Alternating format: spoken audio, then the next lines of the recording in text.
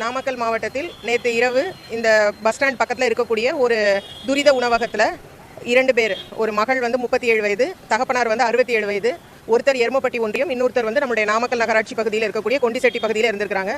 6 பொட்டலம் வந்து அவங்க துரித உணவகமாக சிக்கன் ஃப்ரைட் ரைஸ் வாங்கிட்டு போயிருக்காங்க, பார்சல் தான். ஒருவர் மட்டும் அதை இங்கே உட்காந்தே சாப்பிட்ருக்காரு.